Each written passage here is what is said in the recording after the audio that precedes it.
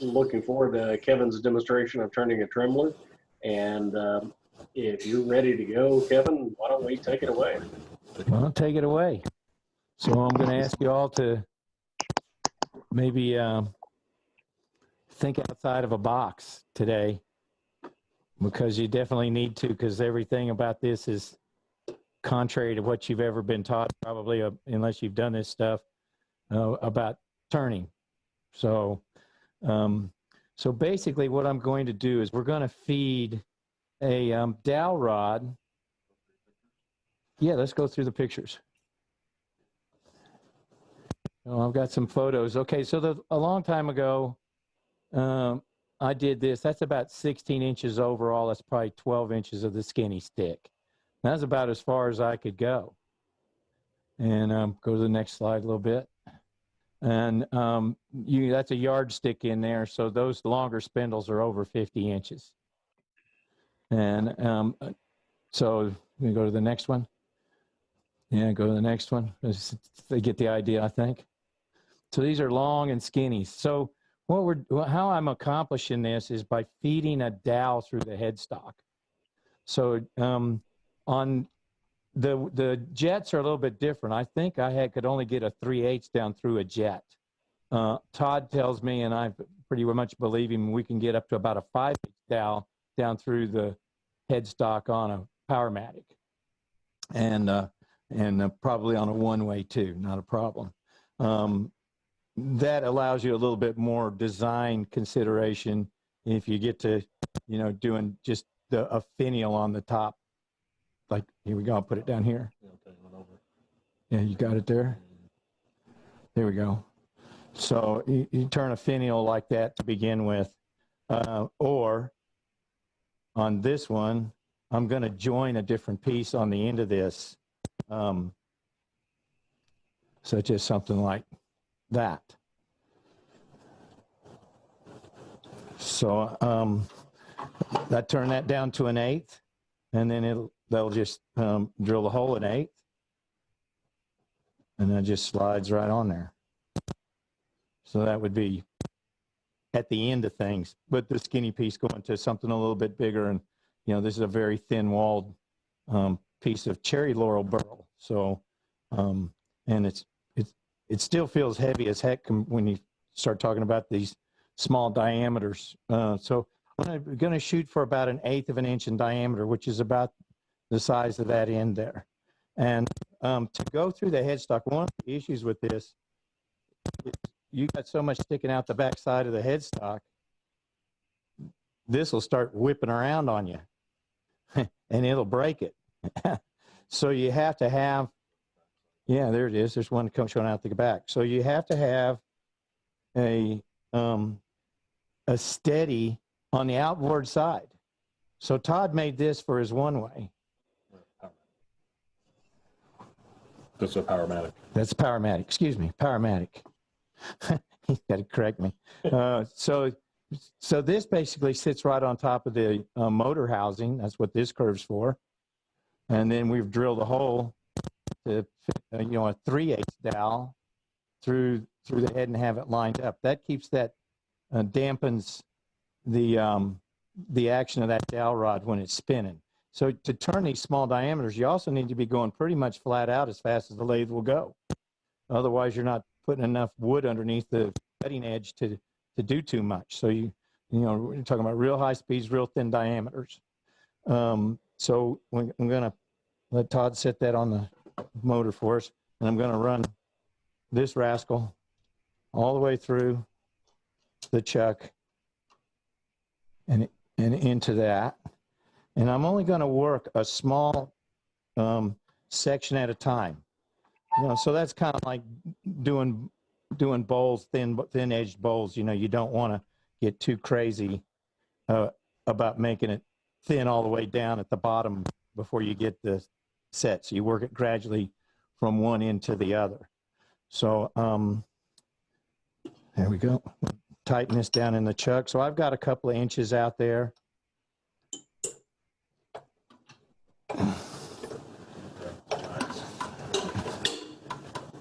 There we go.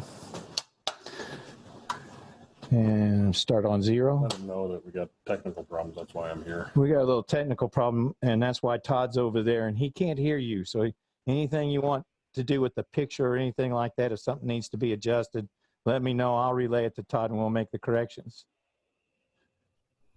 So there we go. So I'm going to ramp that up to pretty much full speed. 2,000. Leave it at 2,000. And I'm going to back it off a little bit because could you hear that rattling? That was the DAW beating around inside the little hole we got there to support that on the outboard side. So I'll just make my beat a little bit smaller.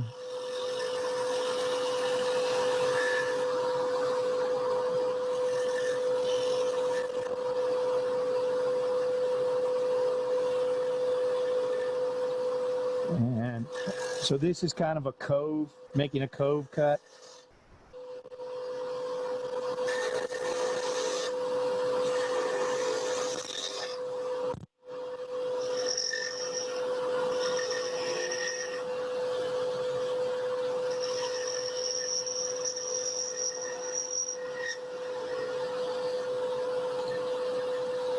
Kind of echoing Jeff's mention about Todd being so nice to let us do this.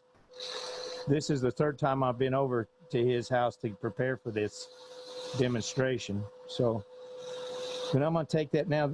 The second thing that's important about this is being able to support this. So, for optimum control on this little gouge, I want to choke up on it. And I'm going to do most of the work with just my right hand. And with my left hand, around the tool rest. So you need a tool rest that's skinny enough. Those big, fat, wide ones, you can't get around them very easy. So you need a kind of a skinny, thin tool rest here. Doesn't have to be long, but does have to be small enough that you can wrap your hand and get it into this position. And then I can support with my fingers of my left hand the cutting.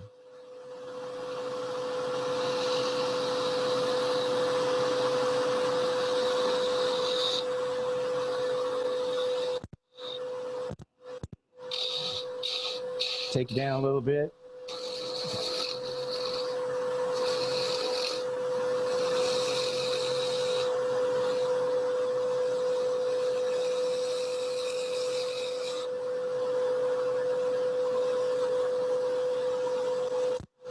So that's probably an eighth, or maybe, well, I'd say maybe even a little less than an eighth.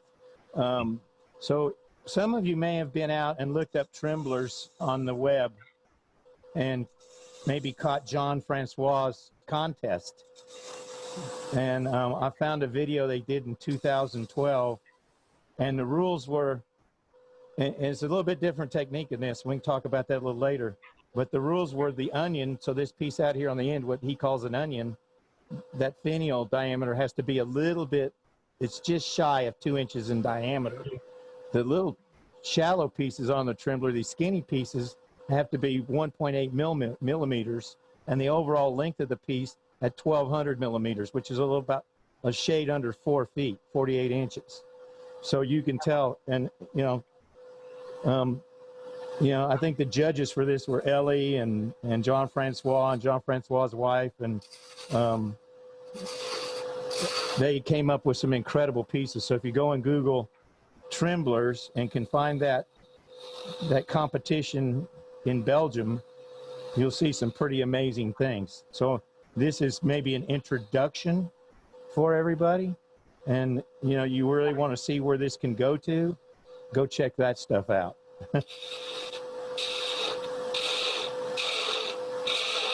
So I'm starting to run out of wood before I get to the chuck, so I'll get it down to that.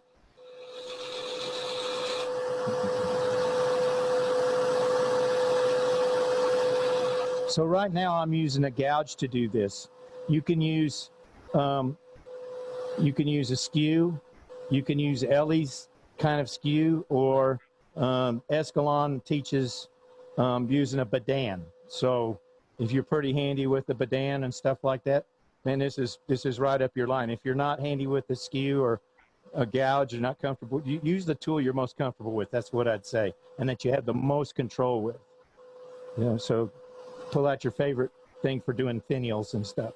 So now it's time to expand this out a little bit, and I hope I didn't go too small on that. That's pretty darn thin. That's probably in that 16th range. What do you think? Yeah, it's pretty small. It's Pretty small, huh? Yeah, let's just see.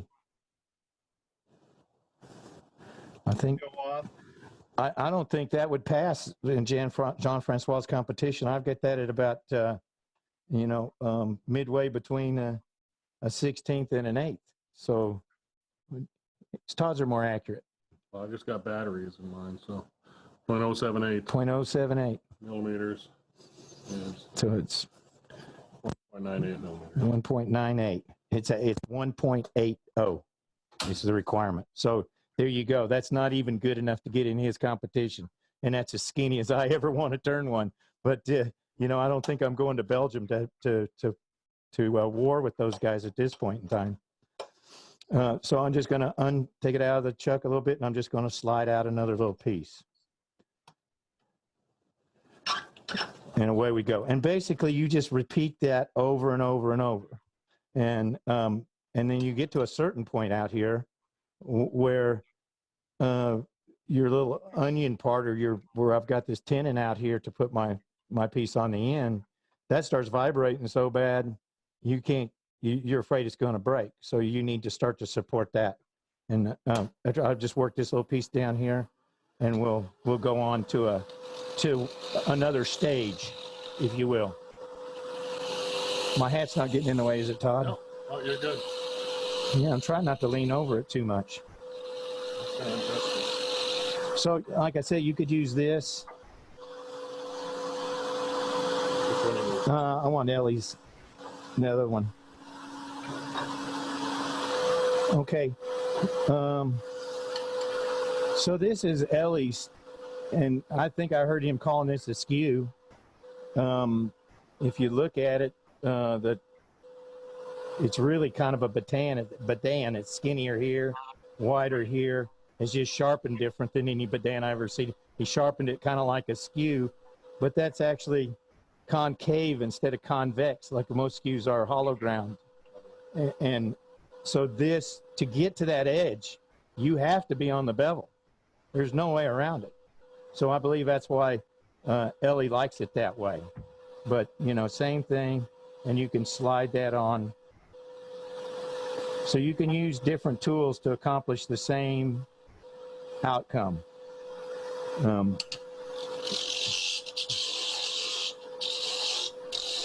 So here I using the corner to take it down to a diameter, and I'll flip it over, and then I'll use a planing cut here.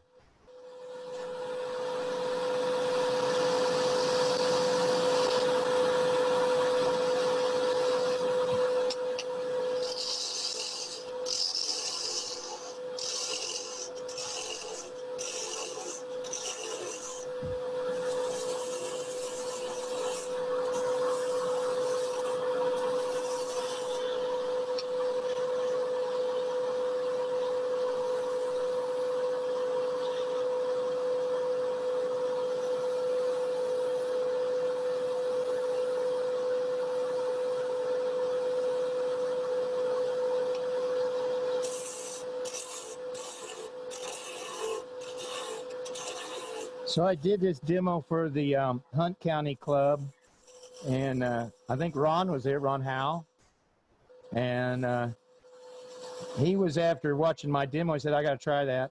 That's a challenge. And he did one that was about 30 inches long, if I remember what he told me.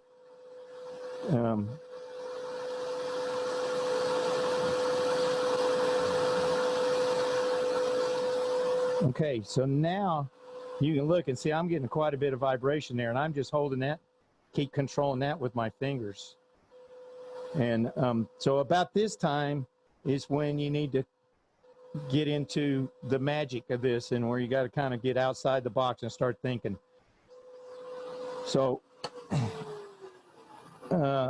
to do these small diameters and get long and skinny, you can't use the tailstock to push.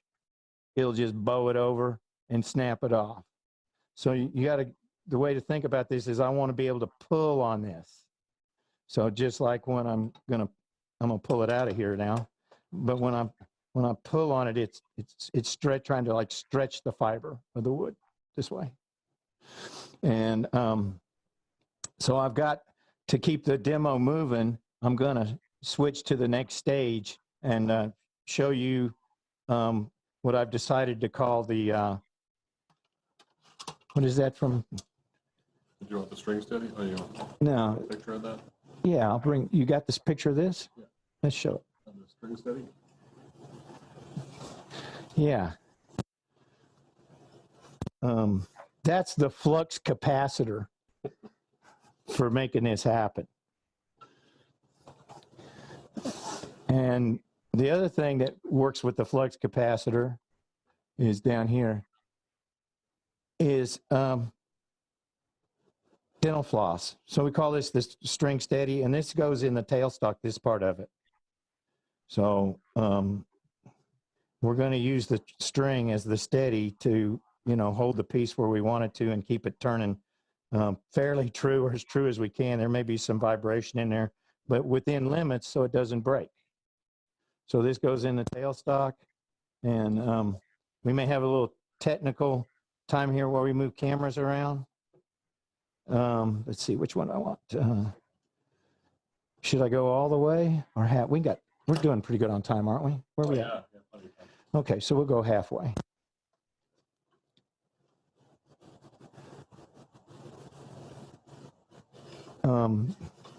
So you guys that were at Hunt County, you may recognize this piece of wood. I think we got to about here with one part of that demo. And This is a bit thicker. is it a bit thicker? Ooh, how about that? Maybe we'll go to the, Yeah, I think that's not going to work. that's not going to work. The humidity. How much is going to stick out? How much is going to stick out? Probably too much. Probably too much.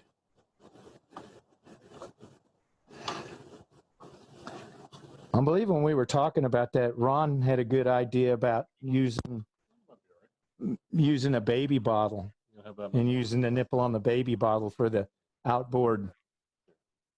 stick there. For the outboard. So you, whatever you've got that that you know, like a stand, you know, there's some stands for the for your air collection, your dust collection system that holds the hose for that, and you can maybe fit, you know, in mine at home, I've been able to fit a baby bottle inside that part that holds the hose on my little for dust collection. So, and would you move it to the outside? Oh, we're just going to let it beat in there a little bit. Okay. Yeah, that should be fine. It may rattle a little bit. Inch or two up there. So. We may rattle a little bit. Okay, so installing the flux capacitor. So I've kind of got it up in there. Zoom out here. And it's got a little hole drilled in there so that can sit in, and then 4 screws. And basically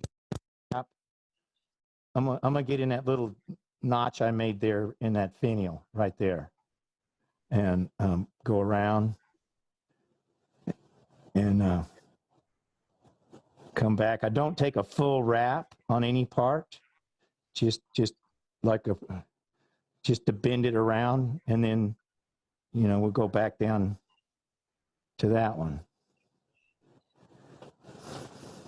And maybe over to that one.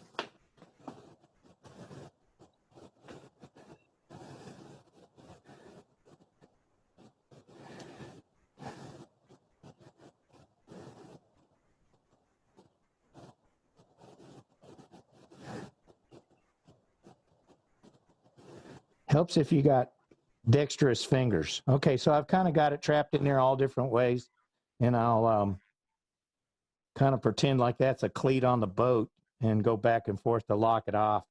You can throw a couple of half hitches in there, but then you have to cut them off. So I just do some wraps and stuff just to get enough friction where that doesn't want to come loose on me. or wrap that. That happened in practice. Yeah, that little tail, if it wraps around that spindle, it can cause you some heartache. So make sure that sticks the other way. And I'll fire this lathe up and see where we're at on that, see if we've got him. Okay, so the onion there's turning pretty true. That's turning pretty true. And I guess Todd's going to be my steady out there with his thumb and his forefinger. Is that all right? 2200? That's not too bad. That's not too noisy. So that now, let me back up just a little second. And I'm just going to put a little bit of turn on the tailstock and give me a little pressure pulling away. The nice thing about making your piece here and your string steady in the tailstock out of wood is if that starts trying to pull out and getting a little bit loose, you can always just wet that down in one way or another, and it'll expand a little bit and it'll bite in the Morse taper better. But you want to make sure that that's good and tight in there. And then I'm just going to back off a little bit with the hand wheel, and we should be ready to go. Start cutting again. Block out the seat.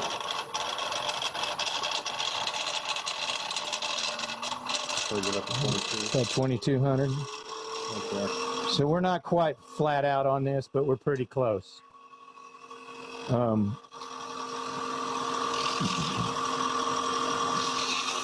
down to there.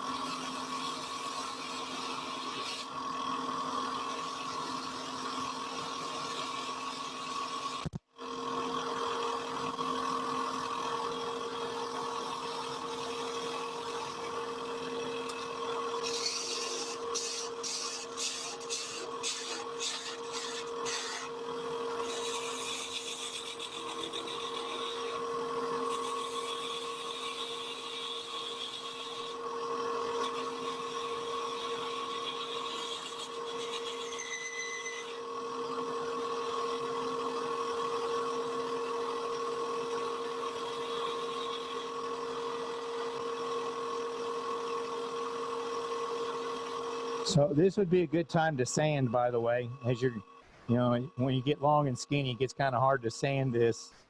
So sand as you go. I'm just going to skip sanding today, and we're just going to keep going with the demo because everybody knows how to sand, right? Okay. So now, if you'll notice on the quill here, oops, I knocked that camera out of the way. I had the quill extended. So with the little bit of pressure I have on here, when I open up that chuck, when I first started doing these, I could get it where that would just actually pull out a little bit. But I can use the tailstock to kind of pull me, and I'll give it a little help because that's tight back there, isn't it? No, that's loose. Oh, that's loose.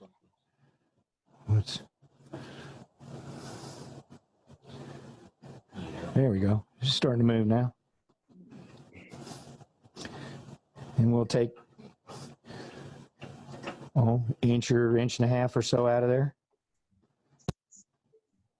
Lock it down.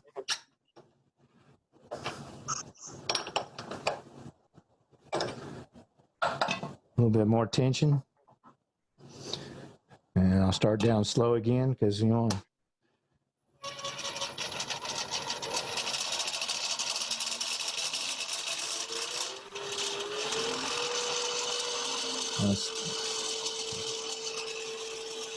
so you can still see that's still nice and quiet in here.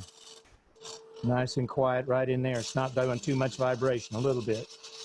And there'll come a point as you get way down and start making this thing long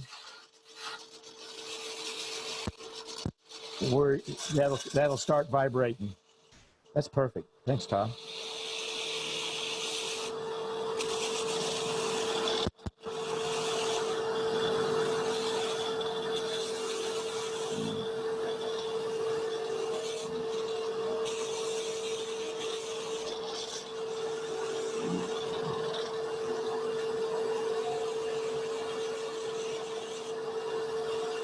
Hope you don't mind me not talking all the time, because it just does, when I get that skinny, it does take a little bit of concentration.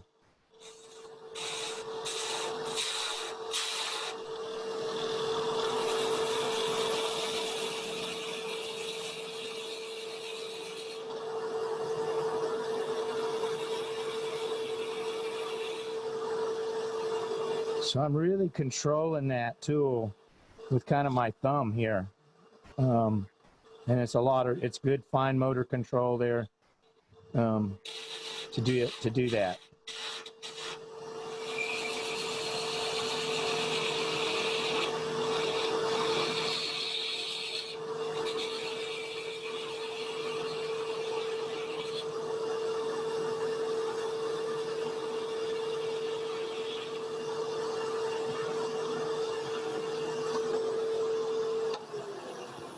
So every so often you can put one of these onions, or I think, I've just done a ball on this. I've done 3 beads. I've done bead, cove bead, I think. And I've seen Ellie's had one, and it was wine bottles stacked up against each other. And then you go back skinny again. So you can do a lot of different designs on these little break parts, what they call the onion, or, these mid stem pieces. So at this point, I think what I'm going to do is we're going to switch from this stem to one that's a little bit longer, because I want to try and get through and have a full length piece when we get done. Well, what if you do one more and do a bead on the next? Do one more and a bead on the next? Okay, I'll do that. That'll be good. And then we can just put the strings back up. And we can. I think people like to see a bead turned on one of these things. Okay. So We got time. we got time. It's only 7:30. It's only 7:30. As long as you got time. I got all the time of the, Tomorrow's your day off, right? So tomorrow, well, I'm going to play golf at first thing in the morning. So about 6 a.m., I'll be swatting the golf ball a little bit. Ooh, sorry. what was that? That was me. I was putting this thing in to capture the end of it. It's probably short enough out there now. Well, just leave it. That's fine. Yeah, I might as well use it if it's here, right? So.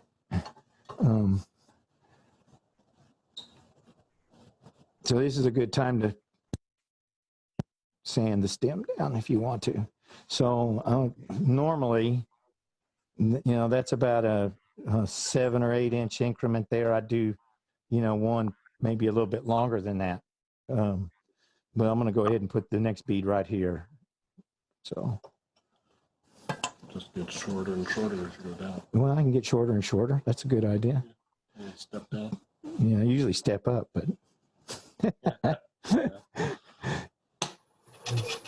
Okay, but this will illustrate, as we ramp up the speed, you can see how much more vibration there is on this little onion right here.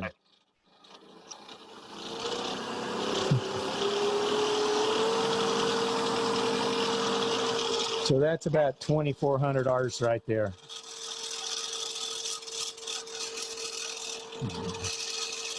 And a lot of that I'm dampening out with just those 2 fingers. This is the control part. Choke up here, and I'll get rid of the waste wood.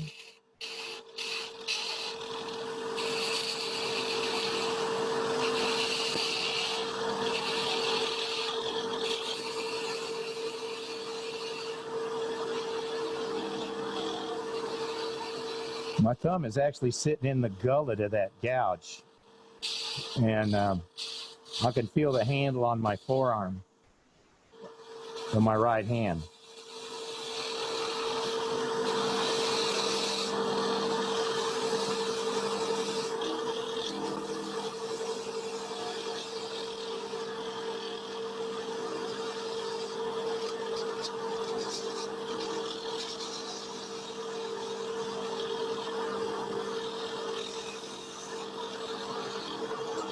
Okay, so here it be.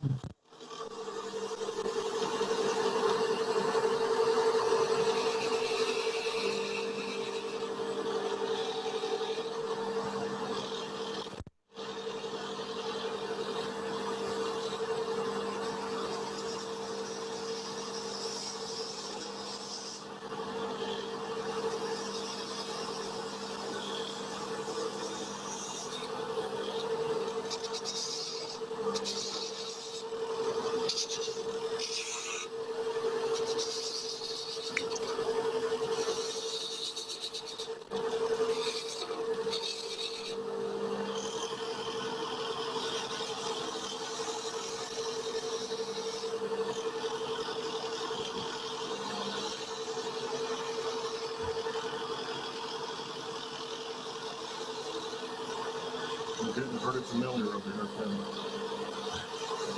Are we violating the COVID rules, little? A little bit. Just don't kiss me and we'll be okay, all right?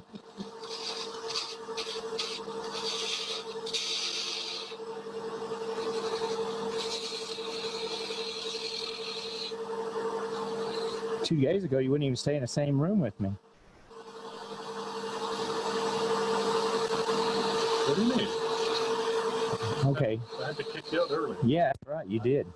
All right, so there we go. Now, so I did just a little onion here, and the shape of that's not the greatest.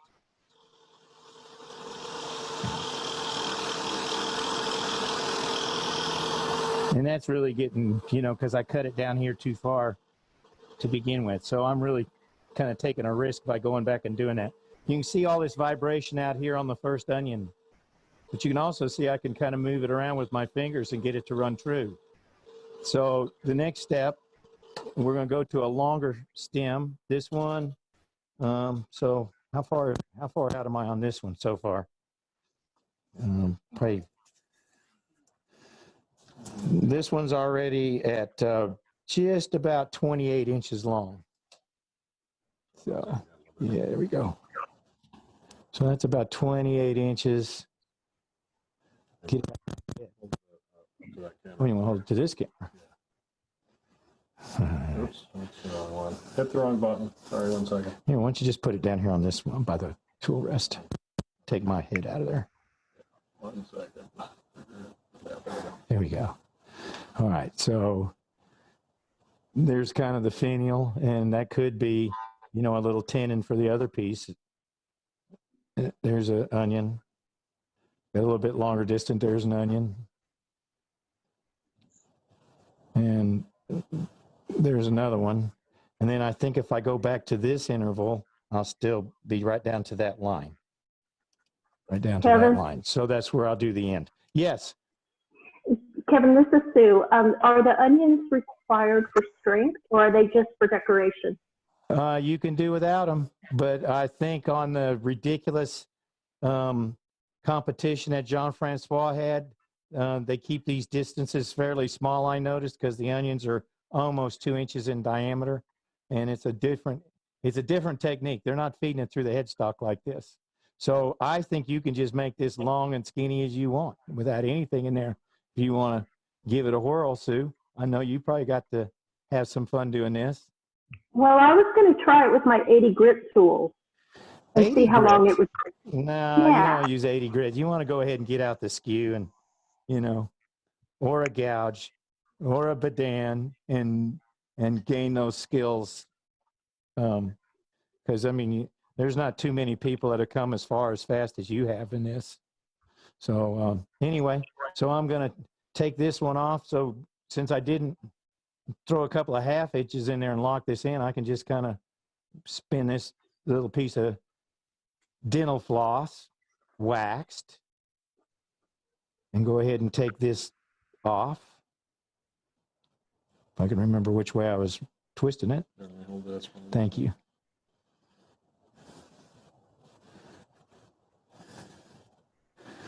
Okay, and I'll just go ahead and slide this back because we're going to need reset that camera later. And then I Kevin, this can- is Sue again. I couldn't quite see when you were wrapping the first, actually wrapping the floss around the finial one time or just near it. I'm going to redo that again with a new piece. That's going to be longer even. Right. So when you So do it this I'll time, show you. yeah, do it a little bit slower. Yeah, yeah, I can do that. There we go. So this one's already 28 inches long.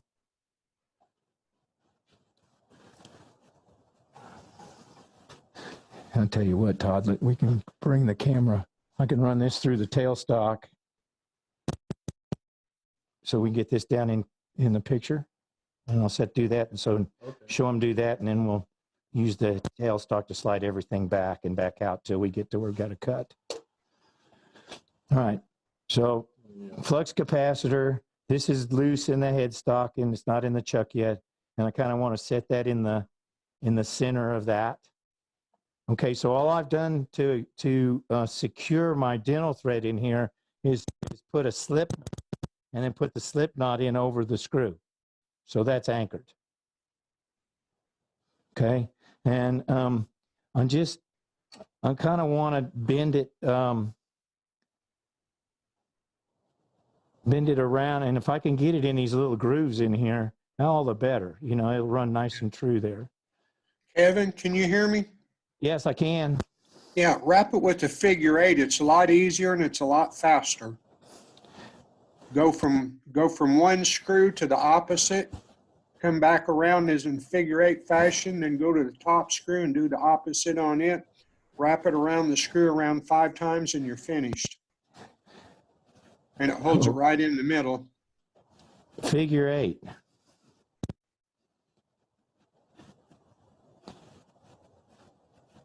You mean like that? Get my fat hands out of the way. Yeah. And then over this one and back? Yep. Who's doing this demo anyway? No, but I'll take the suggestions like that. It doesn't, usually when I get in here, I want this actually turning while I'm doing this so I can get it centered up real good. I'm just kind of guessing right now. Yeah. But I just like bending it like that. The figure eight, since I haven't done it that way, let me go back to my way. Is that okay?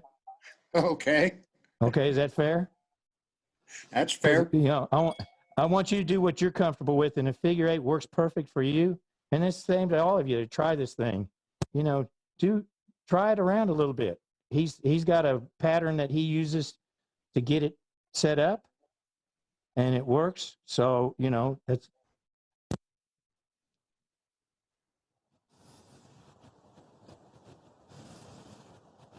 So you are doing a loop around the steel. I'm not doing a full wrap. I'm just bending it around the stem.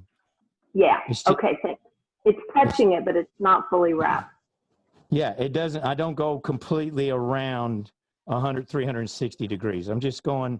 I'm just bending. It's maybe 60 degrees there or so. And you can you want to get it kind of from all sides. He said 5 times. I've done it with like 2. But the main thing is that you get it where you want to, and then it holds the piece steady. Technically, a string steady. Eh?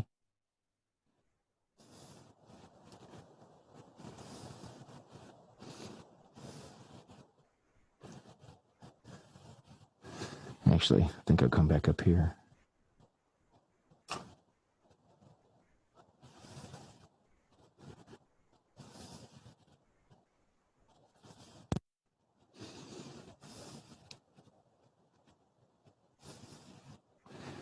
Kevin, when I was at your studio, you had like strings hanging from the ceiling and stuff. Is that part of this contraption sort of thing? Strings from the ceiling at my studio?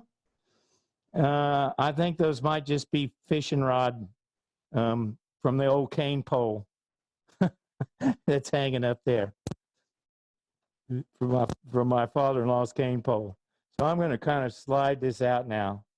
And we'll get, so there's one. That's a good long stretch there. Todd, are we long? Oop, don't do that. We can go off a little bit, yep. Yeah, okay, probably have to Start out a little bit. pull the card out a little bit. That's good. So there's the part I want to work on. Let me run this back in.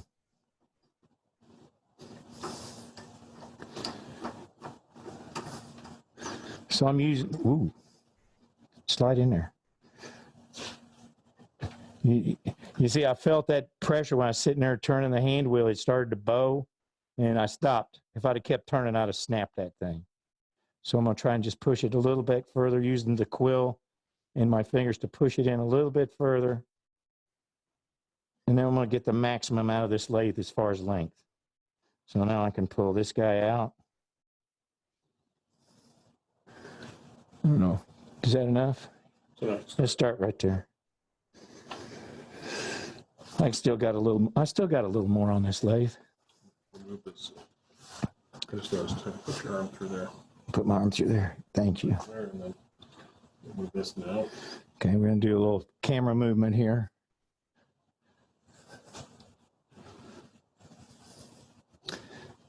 And,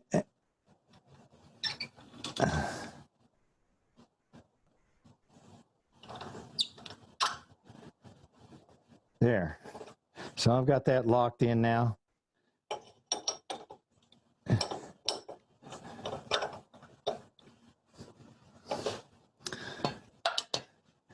And I'm going to turn it real slow so you can kind of see without a string steady in there how much wobble there is in that.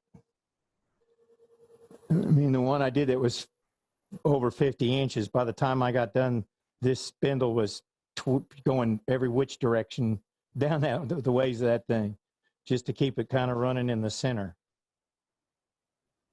So I think we might need to put 2 string steadies in here to hold that like that. Focus on that guy right now. Okay. See how it's pulling. Yeah. And there's the slop. So if I speed it up, basically I want my steadies to take as much of that wobble out as I can.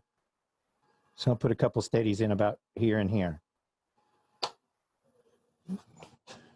So the string steadies are basically a little C-shaped deal like that. This is 2 pieces of Luan stuck together, glued together, and then put in about a half 7/8 inch base here. Cut me a little groove that's just right for those to fit down into. Glue that in nice and straight, and then on the bottom countersink a couple of magnets. So this is the string steady, and I'm going to slide those in here. And we wanted to put one about there. So maybe I'll understand your figure 8 idea here better. And this is also where to kind of get this optimized. I get it's just down, up, and then it's over. Better go on that side. Go on the side with the heads. Here we go. Show an image of it. Yeah, see, now if I pull on the string, see how I can move the spindle around, and I can turn it on kind of slowly to begin with. And that way I can kind of get that where it's running pretty true like that.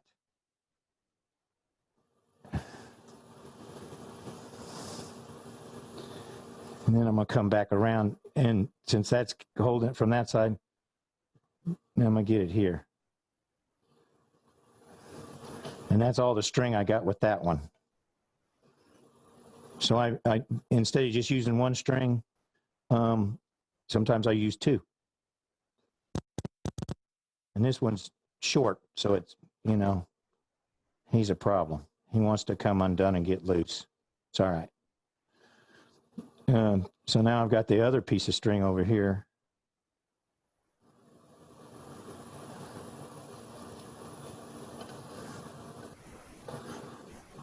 And now I've got him there.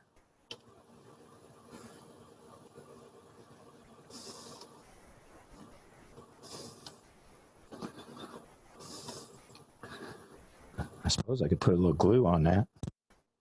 That's holding it pretty true. Now I'll go down, we'll put in another one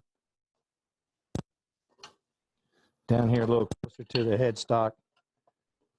So I've had up to 3 of these in. So, and with it turning, I can still, see, I can pull on him and get him where he's running pretty true.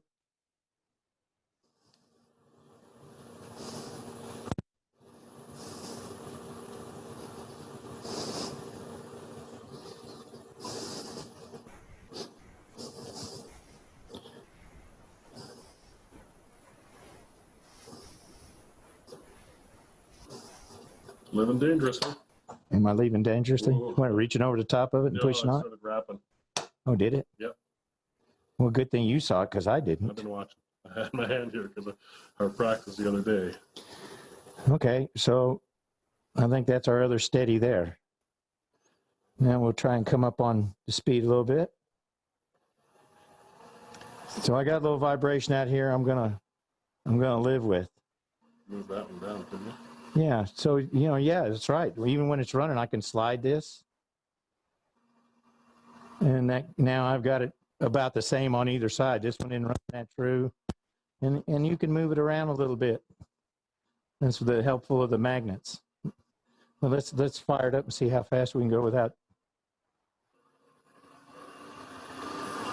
If we can get that up about 2,000 Rs, I'll be happy. Look up there, see all the snakes? Yeah, that's what I'm saying. These things will snake all over your lathe at some points. There's 2,200 Rs right there.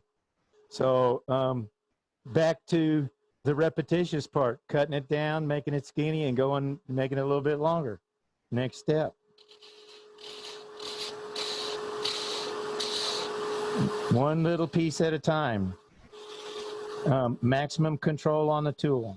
Those are that, and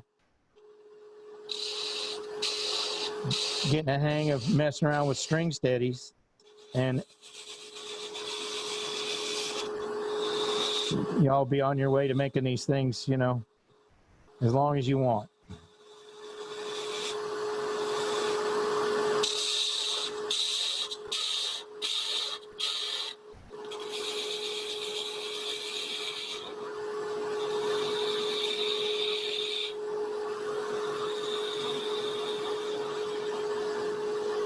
If you look at this, some of areas I'm a little fatter than others, but you're gonna have to resist the temptation of trying to go up there and straighten that out, because you'll probably snap it. So. Kevin, a couple of questions. And if it does break, it's not really super dangerous. I mean, it just stops spinning. That's all. It just doesn't go anywhere. It doesn't go flying around, and it's not like some of the rotten bowls and vessels I've tried to turn. Notice I said tried. Kevin, are you using a 1/4-inch spindle gouge for the turning You're there? gonna have to repeat that until now the lathe stopped. Now I can hear you. Say it again. Are you using a 1/4-inch spindle gouge for the turning there? And is there a difference between cutting uphill and downhill where you're doing the spindle string? Well, if you notice, I'm always cutting towards the headstock. Is that uphill or downhill? I mean, it's straight towards the headstock. That'd be uphill. Oh, that'd be uphill? Well, I think if you go the other way, you're going to get in trouble.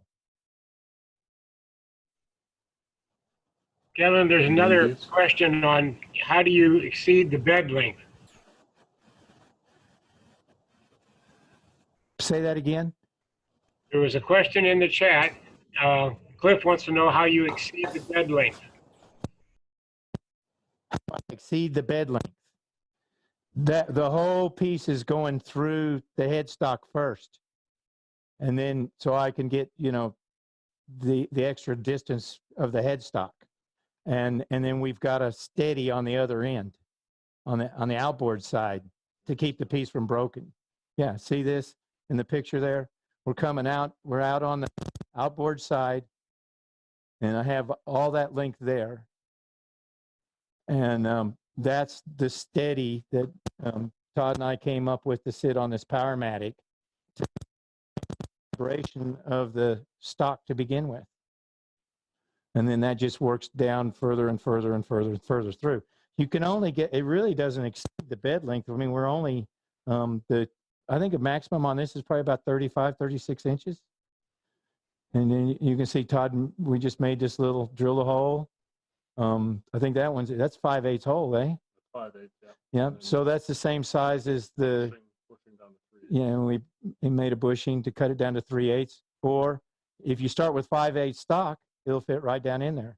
And then he put this incredible magnet here on there, and a couple of bars. So that sits up on the top of the motor housing, and that gives us a way to go all the way through the headstock and come out the other side and not be snapping this, what's a fairly long, skinny piece of wood to begin with.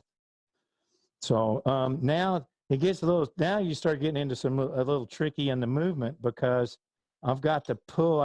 First I want to make sure that my chuck is nice and loose. And I want to help it, and I don't have but two hands. So this has always been kind of a coordinated thing for me. I'm going to use the hand wheel to pull, and I'm kind of pulling with my fingers here at the chuck a little bit at the same time. And I'm going to crank that out.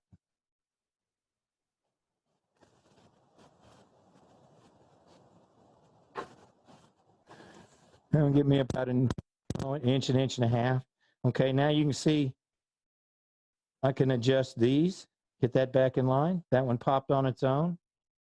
Who knows where we are with that?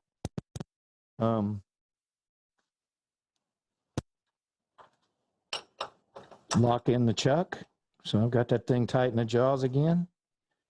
And let's cut the speed down at first.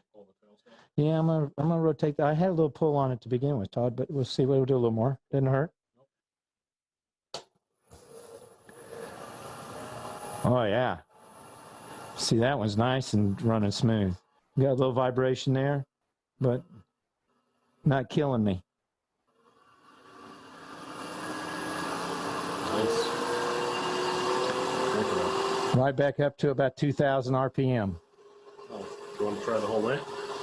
Up to 3,000? It's up to you.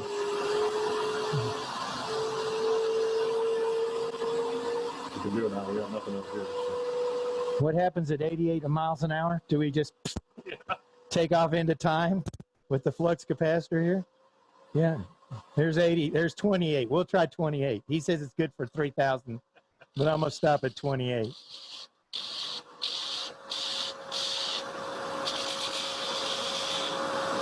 See, and you really just need the speed to generate enough wood passing underneath the edge to cut good.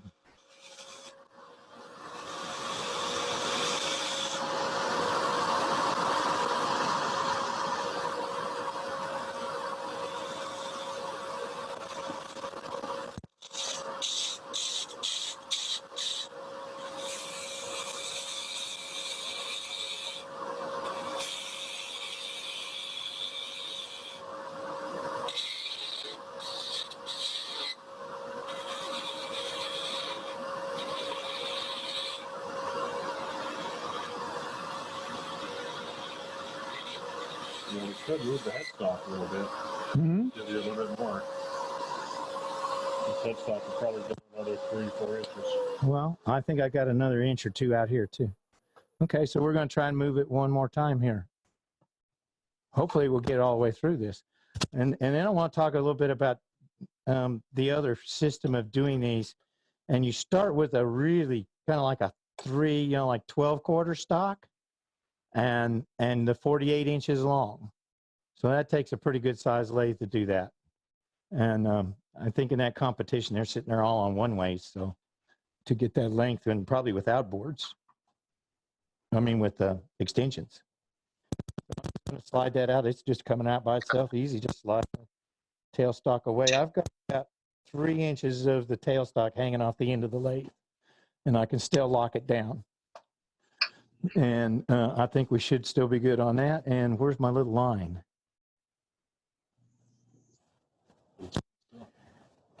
Yeah, I got a little bit more to go. We'll do that. And I'll try moving the headstock. yeah, you want to? Let me undo that. Here, we might as well. Yeah, why not?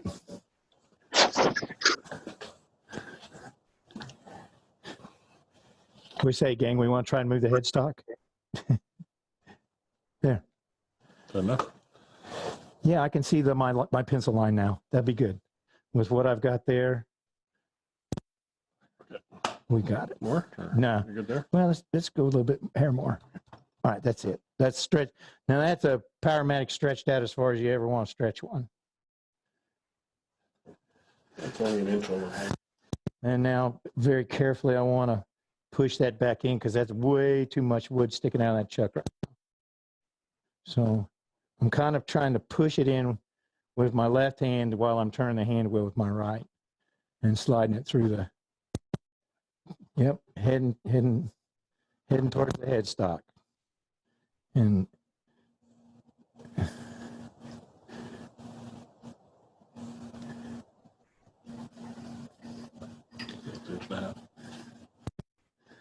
okay, that should be enough. And I'm going to give it a little tug. I'll get my tension down the stem. So this is why you need to sand in between. You see how that's, things are wobbling around in there each time I change the chuck, and I'm getting a slightly different center. So that's why you see these little lines and inconsistencies in here. And that's, I just don't know quite exactly how to figure out how to get rid of those other than just as I'm doing the piece, I'm sanding as I go. All right, let's see. Let's just start down slow again, low and slow. I told you that one liked to get sloppy loose.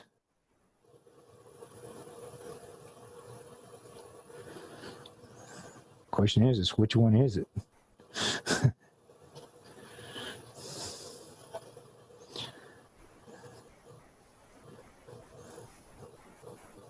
All right.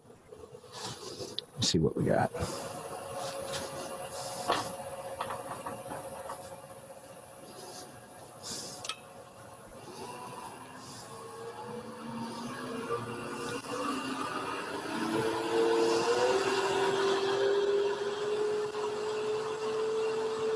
Back up here around 2200.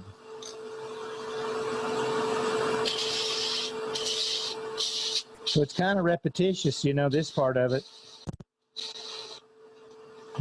The string steadies are kind of the key to being able to work with this.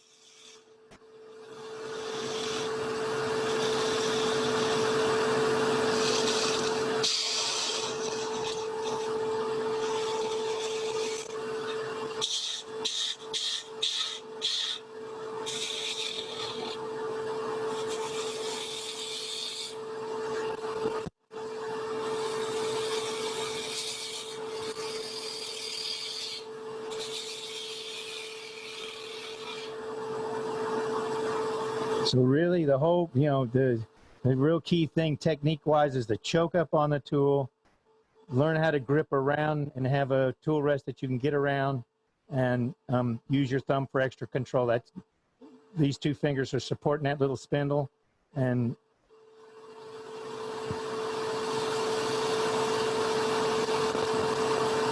cut it right down like that.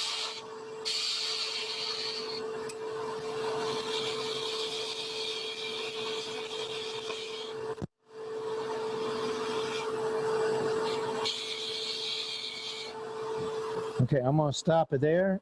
We're going to pull it out one time, do another onion down here on the bottom.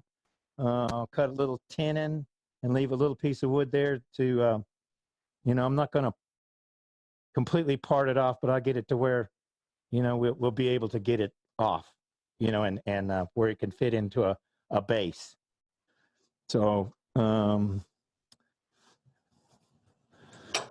Loosen the chuck.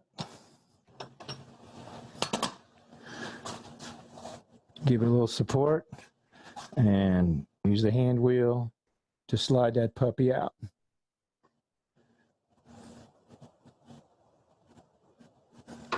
I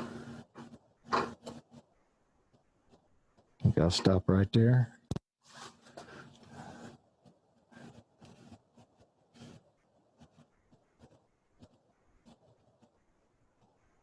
Yeah. My line isn't so clear.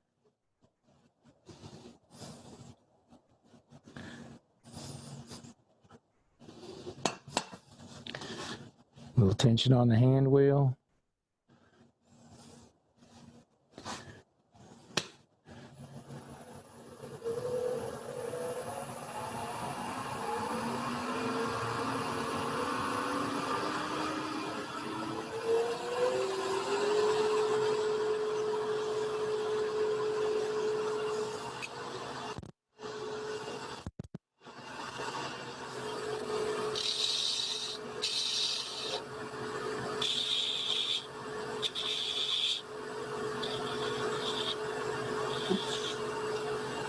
Oops. Zoomed a little too much. There we go. Okay.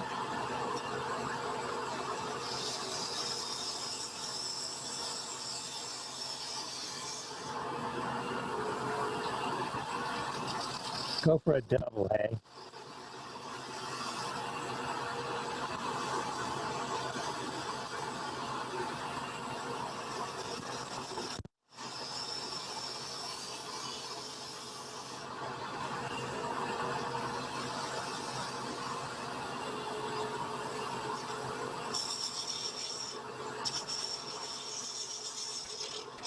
Okay, so right in here now, I'm just gonna cut me a tenon that will fit in another base. So I'll have to guess, and let's say we'll make that tenon like maybe a quarter. Say, so maybe a 1/4 inch in diameter.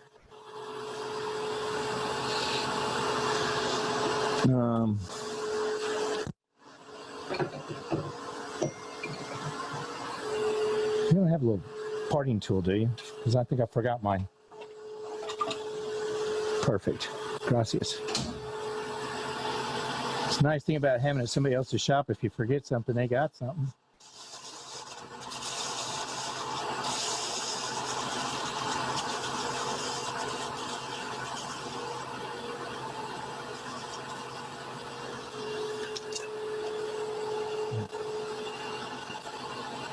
That's less than a quarter. Close enough. We're gonna call that good enough. Since I went too far, you'll have to adjust a little bit. 3/16. 3/16? 3/16. That may be where it's at now. No, it's a little fatter than that.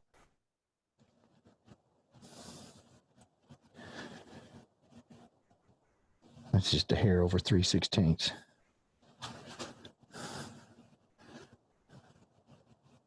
Yeah. Just a hair over. Just a hair over. So take a hair off. Yeah, we could just sand it. Just a little bit by the house. It'd be pretty good to leave it there. And then this is where we're going to part.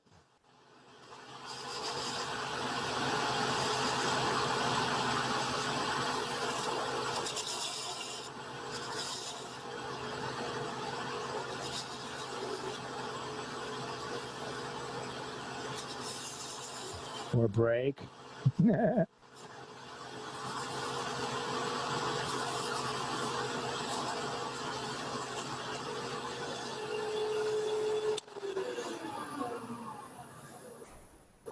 Okay, she's done.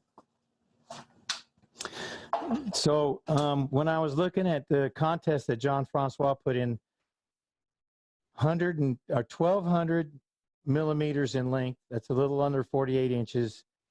The onions are almost 2 inches, and 1.8 millimeters in the stem, which is a 16th. So quite a challenge if you get, and actually those things are so fragile that they use a glass tube. But at this point, they slide the glass tube over the whole piece before they take it out. And the glass tube is just big enough for those onions to slide in.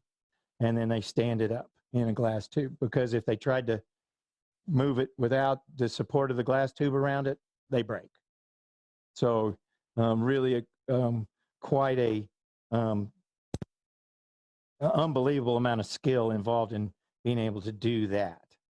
But hopefully this demo will get you started, get you interested. I understand that this has absolutely no utility value, so therefore it enters the realm of art. You know, if you can't use it for something and it looks kind of cool, I guess it's art. Kevin, what gouge were you using? It's a, what'd you call it? 1/4 inch? Yeah, it's just a 1/4 inch gouge, and you can use any size you want, you know. There's probably, you know, some of the skew guys would probably go after this with their 1.5 inch and do it with it. I'm not that confident with a skew. I like my little gouge, or I really like this little Ellie's little skewed up Badan, I guess I'll call that. Yeah, skewed up. That's a skewed up Badan, essentially. So I like that tool a lot for this. A lot of people, I suppose, if you're,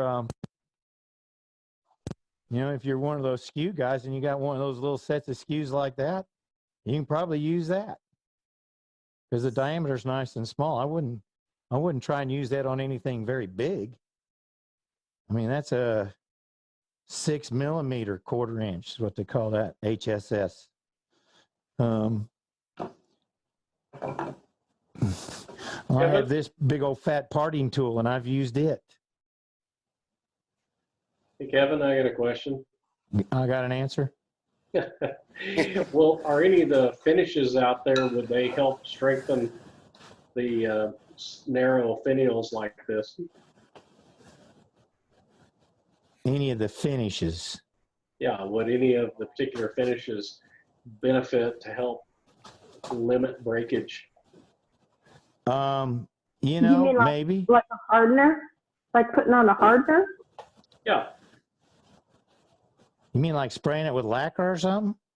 yeah, I'm just wondering if oils versus finishes like You know what? I've never lacquers or finished one, dripping. Jeff. I mean, they're crazy enough without having to go through all that stuff. You know, I barely sand them. Usually when I'm sanding them, I hit them with about 180 and get them where, you know, where these little bumps and things are here out of them. And that's about as far as I've gone with it. You know, I guess if I was trying to make a real astounding gallery piece and wanted to make it shine in every way, you might take that on. But, you know, I kind of leave that up to the individual artist, you know, what they want to do as far as finish. Part of this thing, though, I guarantee you, with humidity, this thing's going to be moving around on its own. So, Hey, Kevin? Yes, sir. This is Michael. What type of wood do you recommend using? Well, what I've used several different kinds of wood. This, I believe, is a, I think that's a birch dowel.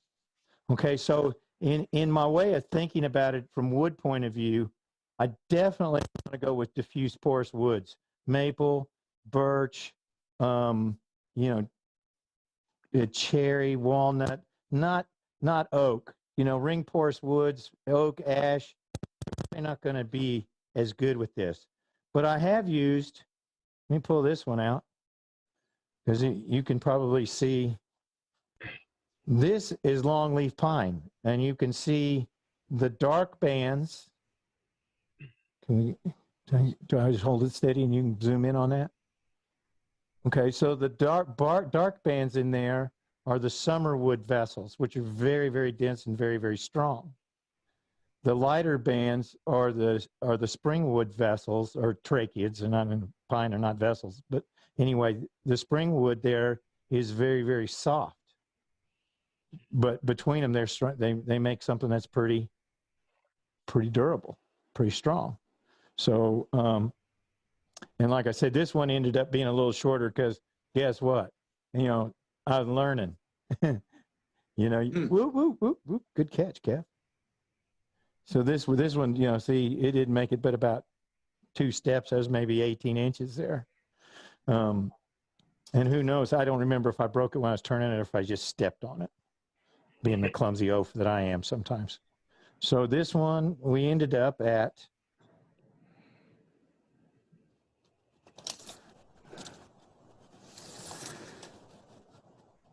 32 and 3/4.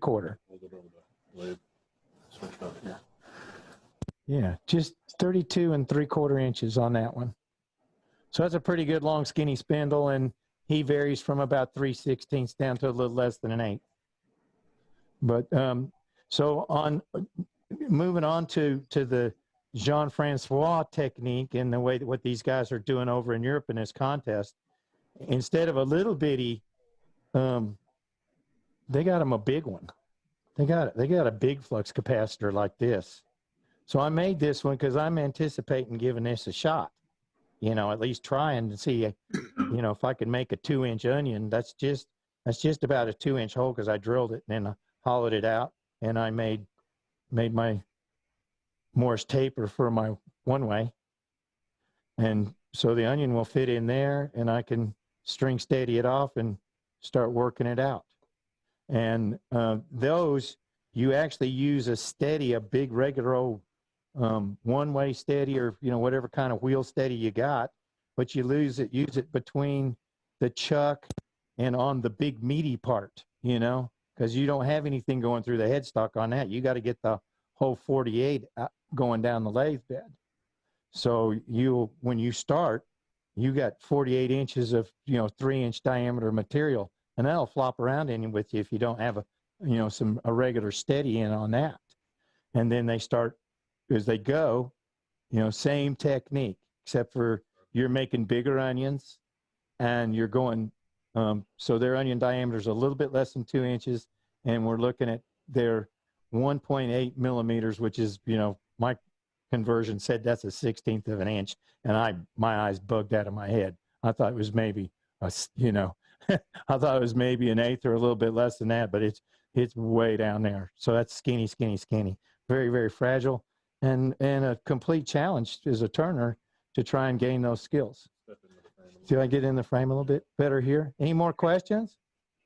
Good job, Kevin. Say, I got one comment is for the library. If anybody else, I didn't make it over to Wood World yet, so I'm going to do it tomorrow. If anybody wants to check anything out, just send me email what you want, and I'll be picking it up. Yeah, I think I might need some stuff. Yes. Hey, Kevin, at the beginning, you had a little tenon on the end, and you were going to put like a little piece of burl on it.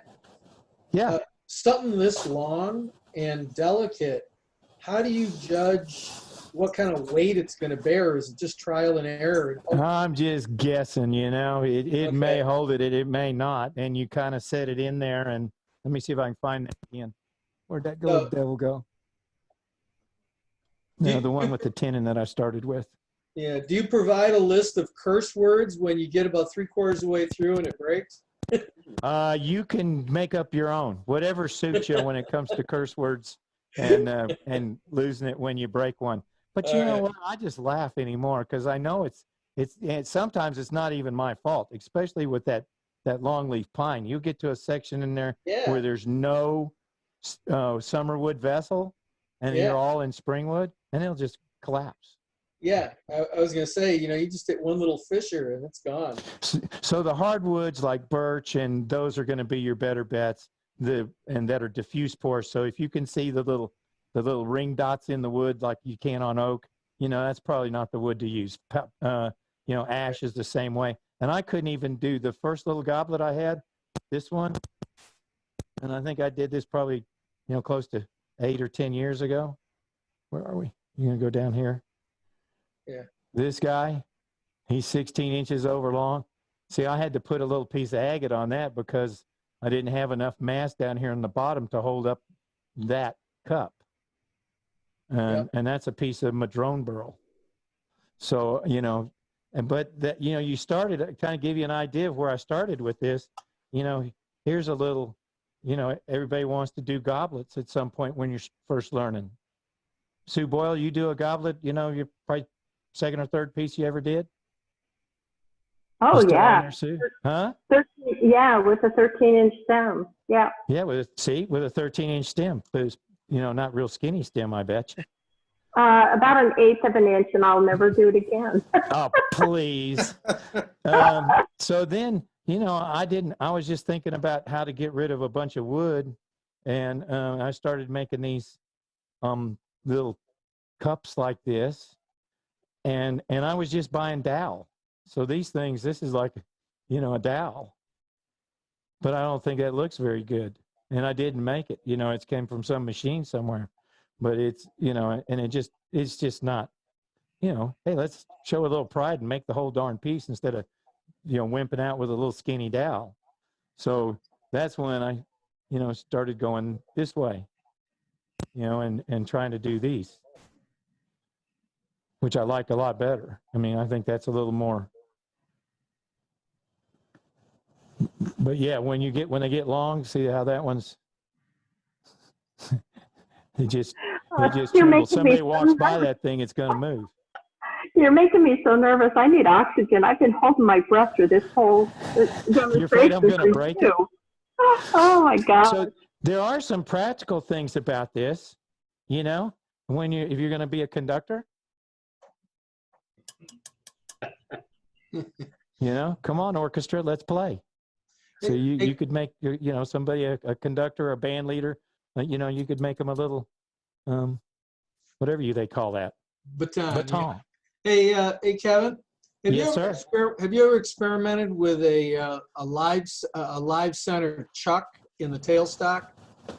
I've actually got one of those. I make walking sticks, so I do long kind of spindly things. And I actually have a chuck that fits in the tailstock. That's a chuck, but it's a live center. It's got bearings in it between the Morse taper and the chuck part. So it's it sounds like that'd work great. All right. Yeah, I don't know how much more, kind of one of these things that throw you off on that is when you start up this lathe, that there's some torsion in there. This is going to start turning before this out here starts turning. Yeah. And the easier, with just a wax piece of thread out there, I don't have much friction to overcome. Yeah, that's a good point. And all that may be a little bit more resistance and a little more torsion in that piece. I don't know. You know what? I'm no engineer. I'm just a, old broken down tree man that turns wood once in a while. It seems like a lot of this is just you go until something breaks and then you know the limits. All right. John Solberg. Do I have a micro bevel on that gouge? John Solberg. John, no, it's pretty much just a straight, maybe a little bit of a micro bevel. Here, I'll put it down here on the tool rest. You can judge for yourself. Todd's going to. Put your hand under it. Thank you, Kevin. Yes. So would you say that's a little, for the first, it's a little bit of a micro bevel. There's probably about, I don't know, what's that, about 3/8 right there that I have on for a bevel, and then there's another 3/16 behind that. So yeah, I'd say that's got a little bit of a micro bevel. You don't need a long bevel when you're turning something that little. You're using such a teeny little piece of the edge anyway, So, but I do like something like that, or the Ellie's tool where it's curved, convex instead of a concave tool. And I've turned it with my skew. I've done these with my skew. Can do it. I mean, it's whatever you like, whatever you can get down in here, choke up on, get your hand wrapped around that tool, get maximum control with your thumb and your finger supporting the piece and your thumb working that, that's where you want to be. You want maximum control. And, and I believe this is pretty close to what Ellie taught us at SWAT last year. So, Brian Evans, he's another one, same thing. You watch him, he'll choke way up on that and he'll get in there and get his fingers around there, and he can control. And he's maybe the best spindle turner we got. It's best for my nickel. So any more questions? Where we at?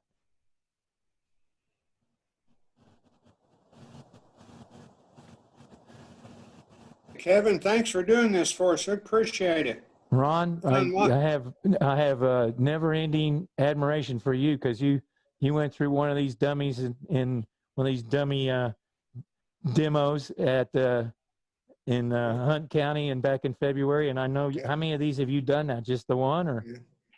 There's the tip of it, and it stretches out, and it stretches, and it'll wiggle. And with the base, 47 inches. 47 inches with the base. So, First try. like I said, at this point, it's no longer something with any kind of utility. It's just artwork, I have some friends in Oklahoma that want it for a earthquake detector. Earthquake detector. Yeah, that's good. That's good. We'll have to send them out to L.A. Oh, yeah. Sue Boyle's watching. Sue Boyle can do one this weekend. Sue Boyle can do this standing on her head.